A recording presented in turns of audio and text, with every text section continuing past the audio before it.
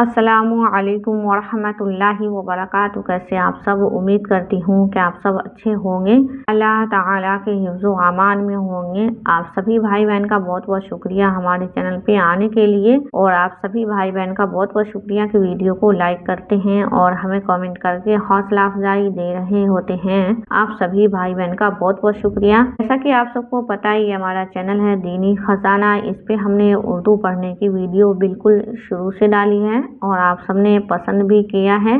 जो सबसे ज्यादा वीडियो आप सबने जो पसंद किया है वो हिज्जे वाली है, और अब हम पढ़ रहे होते हैं रवा, और ये हमारी बुक है रसूल अरबी सल्लल्लाहु अलैहि वसल्लम। और इंशाल्लाह उम्मीद करती हूँ कि आप सभी को ये वीडियो भी पसंद आए, और पसंद आए तो आप सब लाइक शेयर कमेंट करना ना भूला करें, और साथ ही साथ आप सब अपनी चॉइस भी बताया करें कि आप सब वीडियो कैसे चाहते हैं। तो आज हम पढ़ने वाले हैं ये सबक, बादशाहों के नाम, हुजूर सल्लल्लाहु अलैहि वसल्लम के खुतूत। आप सभी भाई बहन से ये गुजारिश है कि मैं आप सबसे ये पूछना चाहती हूँ कि जो हमारी वीडियो वायरल है हिज्जे वाली, इस तरह से ही हम हिज्जे करके वीडियो डालना शुरू करें, या ऐसे ही जो डाल रहे हैं बिना हिज्जे के इस तरह ही डालें? क्योंकि जो हिज्जे वाली वीडियो है वो हमारी ज़्यादा व्यूज़ दे रही हैं, आप सब देख रहे हैं, और आप सब ज़रूर बताएं। इंशाल्लाह उम्मीद करती हूँ कि आप सब मुझे जवाब ज़रूर देंगे। तो हम अपना सबक आज शुरू करते हैं। बिस्मिल्लाहिर्रहमानिर्रहीम। बादशाहों के नाम, हुजूर सल्लल्लाहु अलैहि वसल्लम के खुतूत। बादशाहों के नाम, आप सल्लल्लाहु अलैहि वसल्लम ने जो खत लिखे उसके बारे में होगा, हम पढ़ेंगे इंशाल्लाह। आप सबको अच्छा भी लगेगा, और इतने हम नबी करीम सल्लल्लाहु अलैहि वसल्लम के नाम पढ़ते होते हैं। आप सब भाई बहन कोई भी दरूद नहीं भेज रहे होते हैं, दरूद शरीफ जरूर पढ़ा करें। सुलह हुदैबिया के बाद जरा इत्मीनान हुआ और रास्ते खुल गए। सुलह हुदैबिया हुआ, जो हमने इससे पहले वाली वीडियो में पढ़ा था, जो सुलह हुआ था। तो जब ये सुलह हुदैबिया हुआ तो इसके बाद जरा इत्मीनान का रास्ता खुल गया। तो आप सल्लल्लाहु अलैहि वसल्लम ने बादशाहों के नाम खुतूत भेजे, जिसमें लिखा था कि तुम मुसलमान हो जाओ और अपनी रियाया को भी मुसलमान बनाओ।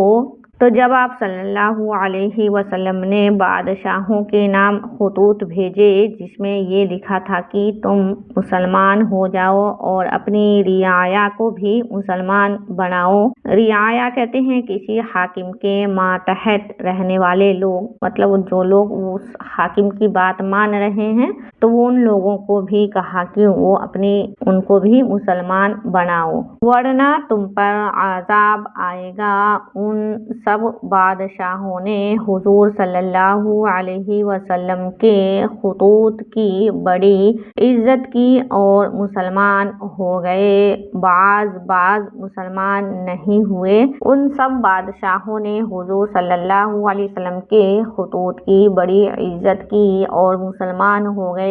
बाज मुसलमान नहीं, मतलब कुछ मुसलमान नहीं हुए। तो अल्लाह ताला ने उन पर अपना आजाब भेजा। तो जो मुसलमान नहीं हुए थे तो उन पर अल्लाह ताला ने आजाब भेजा।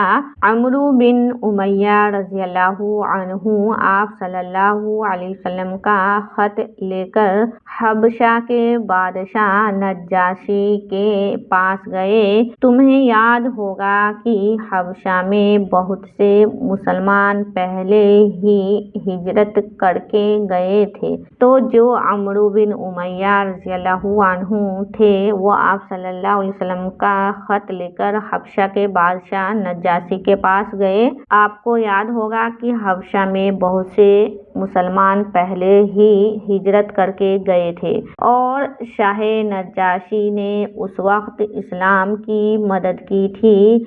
اب پھر جب آپ صلی اللہ علیہ وسلم کا خط پہنچا تو نجاشی نے اسے سر آنکھوں پر رکھا اور مسلمان ہو گئے۔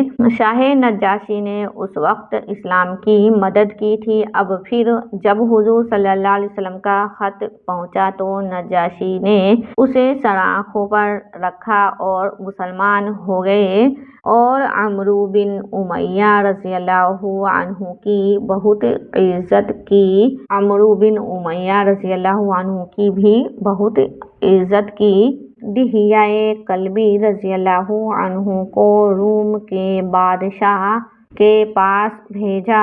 اس نے بھی بہت عزت کی اور کہا، میں یقین کرتا ہوں کہ محمد صلی اللہ علیہ وسلم اللہ کے رسول ہیں، مگر وہ اپنی رعایا اور سلطنت کے ڈر کے مارے مسلمان نہیں ہوا۔ تو دحیہ کلبی رضی اللہ عنہ کو روم کے بادشاہ کے پاس بھیجا۔ اس نے بھی بہت عزت کی اور کہا کہ میں یقین کرتا ہوں کہ محمد صلی اللہ علیہ وسلم اللہ کے رسول ہیں، مگر وہ اپنی رعایا اور سلطنت کے ڈر سے مسلمان نہیں ہوئے۔ حضرت عبداللہ بن حذافہ رضی اللہ عنہ کو ایران کے بادشاہ کسریٰ کے پاس بھیجا۔ اس کمبخت نے خط پھاڑ کر پھینک دیا اور بہت گستاخی کی۔ اس کا بدلہ اللہ تعالیٰ نے یہ دیا کہ اس کی سلطنت ہی برباد ہو گئی اور اسے اس کے لڑکے نے قتل کر دیا۔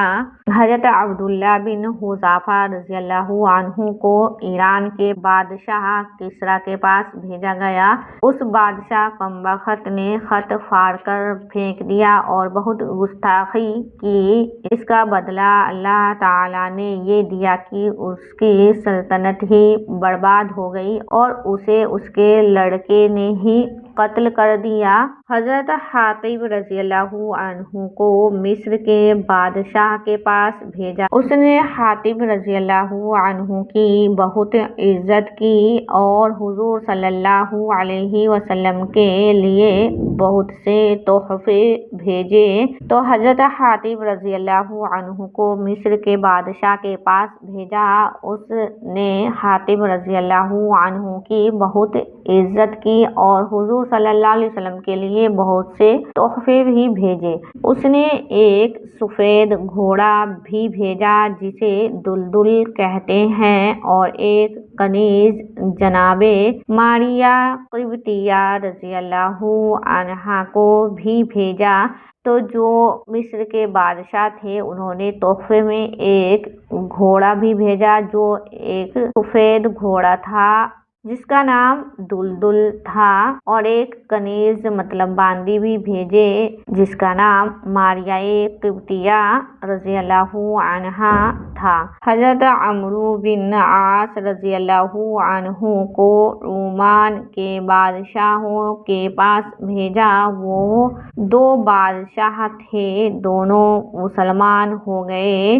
جب سب خطوط اسی صلح کے سال میں یعنی سن 6 ہجری میں بھیجے گئے ہیں اور اسی سال حضرت خالد بن ولید رضی اللہ عنہ اور حضرت عمرو بن عاص رضی اللہ عنہ جو پہلے بہت بڑے کافر تھے اور مسلمانوں کے خلاف بہت لڑتے تھے، صلح حدیبیہ کے بعد خود آ کر مسلمان ہو گئے۔ حضرت عمرو بن عاص رضی اللہ عنہ کو عمان کے بادشاہ کے پاس بھیجا گیا۔